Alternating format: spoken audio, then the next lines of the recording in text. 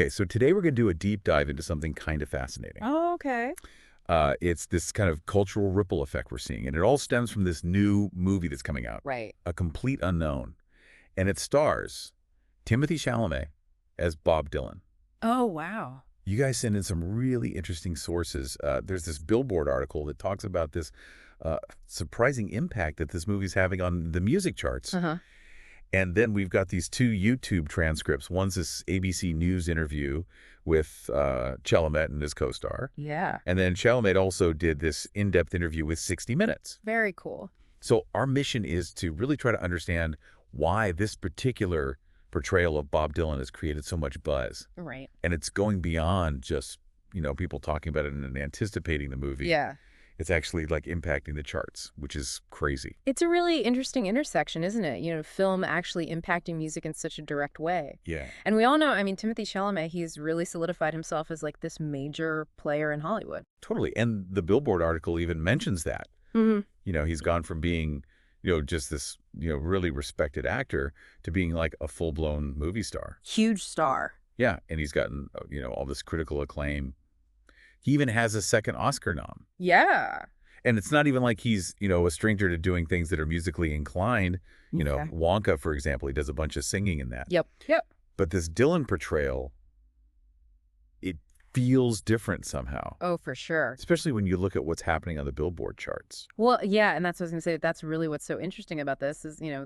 with the Complete Unknown soundtrack, it's like made this this kind of surprising entry onto the charts. Yeah, it's surprising. The Billboard article lays out some pretty crazy stuff. Okay. It debuted on the Americana Folk Albums chart at number 22.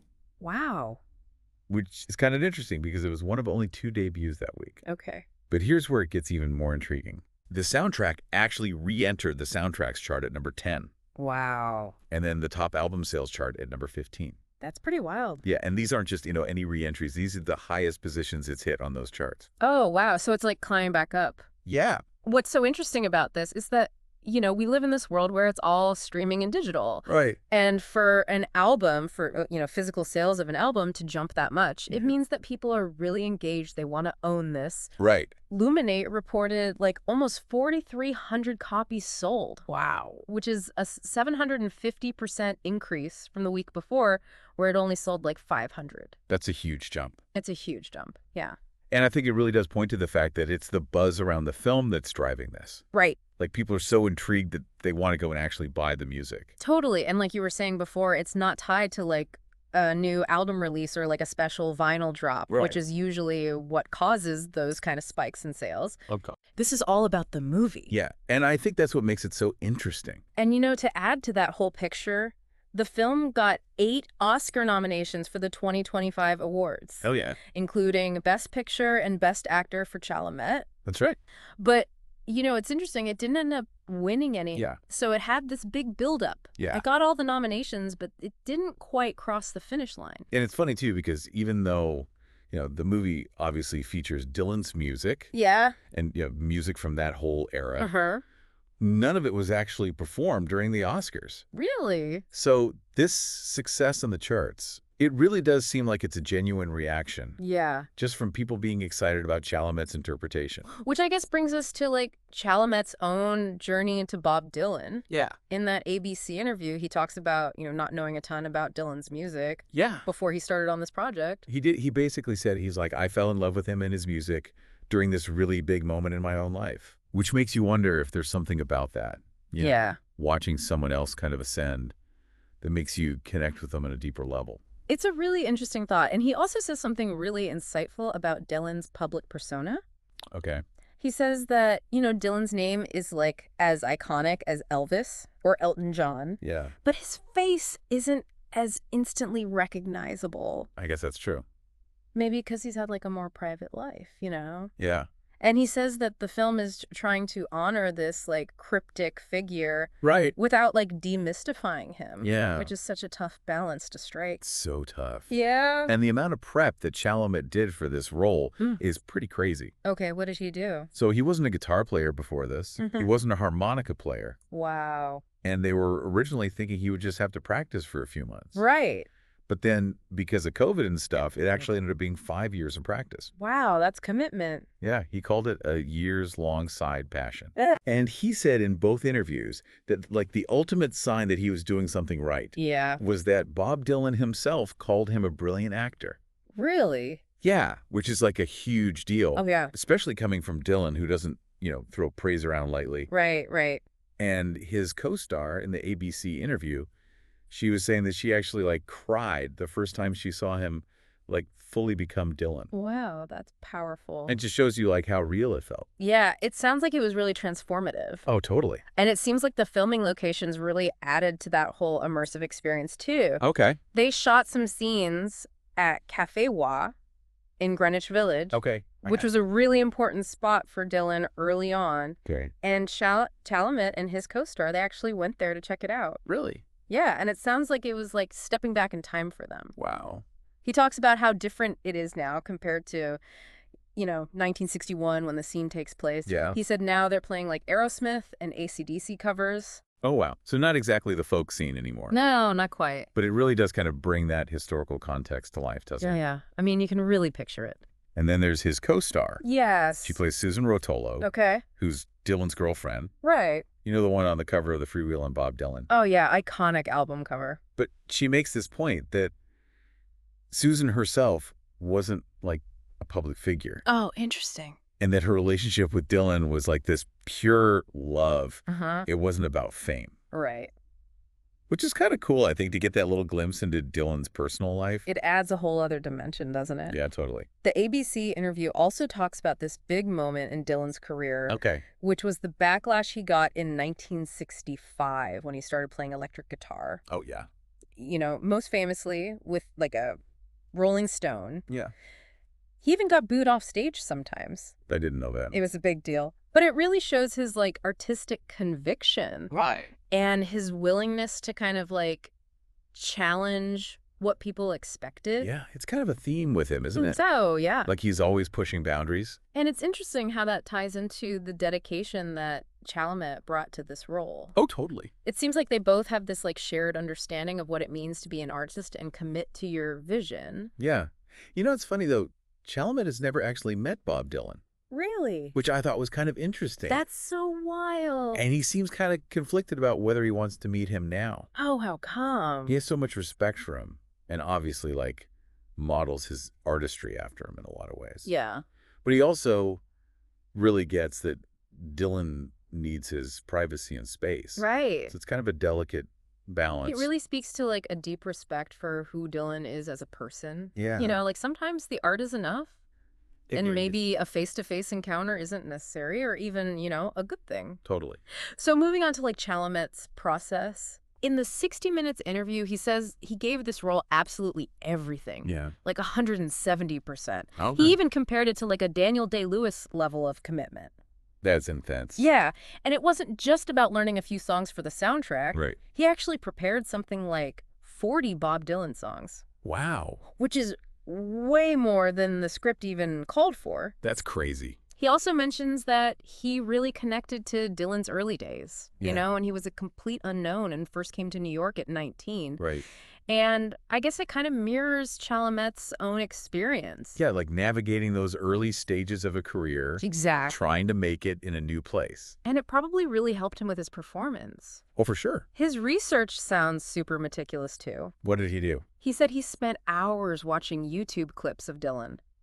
Wow. He was especially focused on this one performance of It Ain't Me Babe with Joan Baez. Yeah, He was really studying their dynamic. He even used slow motion to analyze Dylan's mannerisms and his, lack of eye contact. Interesting. It's amazing how much detail he put into this. And he talks about how challenging it is to play someone so famous and beloved. Yeah. Like, how do you find your own heart and soul in that? Right. Especially with someone like Dylan, who's so enigmatic. It's not about imitation, right? It's about connecting with their essence. Exactly. And to really get into that headspace, he actually, completely disconnected from his own life while filming. Really? Yeah, no cell phone, no visitors for 2.5 months. Wow. Talk about dedication. It's intense. So they were originally going to use pre-recorded songs on set, Uh-huh. but Chalamet decided to sing and play live. Really? Yeah, he wanted to make it more authentic. Wow. He actually shared this story about a scene with Woody Guthrie and Pete Seeger, Okay. where he like spontaneously held a note. Wow. And he said that kind of improvisation and like genuine connection just wouldn't have been there with a pre-recorded track. Well, that's so cool. It really shows his commitment to capturing that raw energy of Dylan's early performances. Oh, totally. It's not just about hitting the right notes, it's about the feeling in that moment. Yeah, and it's interesting too Yeah. because just like Dylan, Chalamet doesn't really like to talk about his acting process. Oh, really? He said he doesn't want to reveal the magic, I get that. which I think is kind of cool. It's like that thing that artists often feel, like Yeah. if you overanalyze it or explain it too much, Yeah. it loses its power. Right.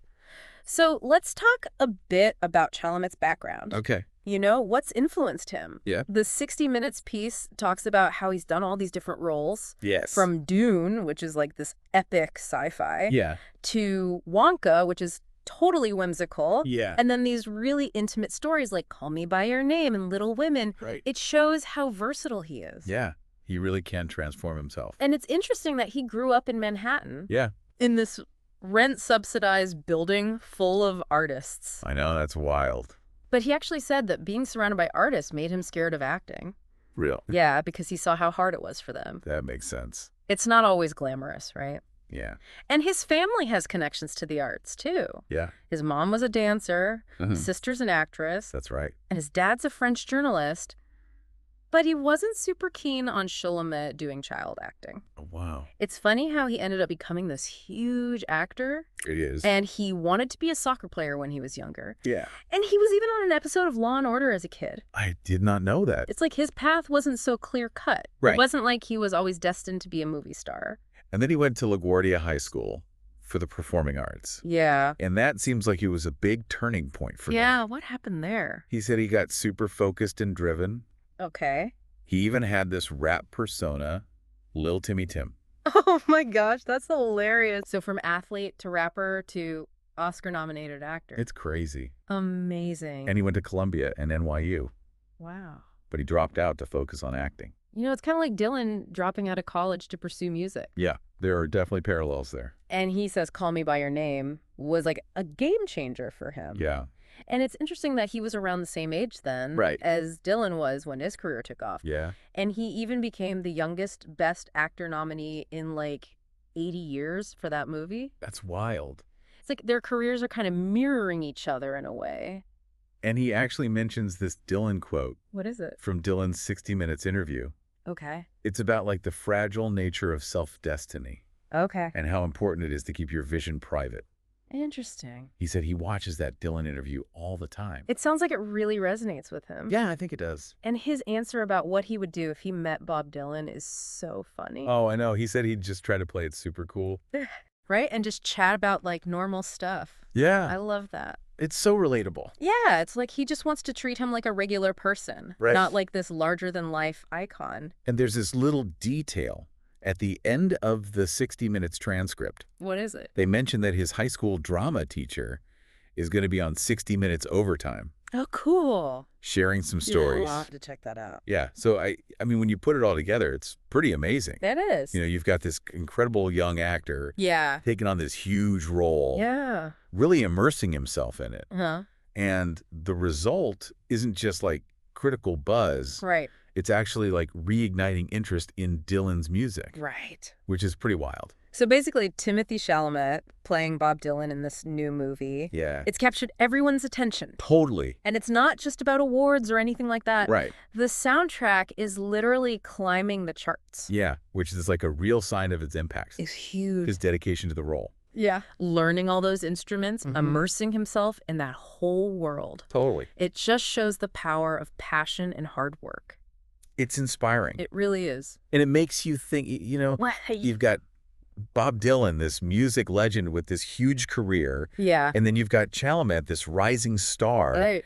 and they're coming together in this moment. Yeah. What does that tell us about how we connect with these cultural icons Right. across different generations? It's a really cool question. And then it makes you wonder Yeah.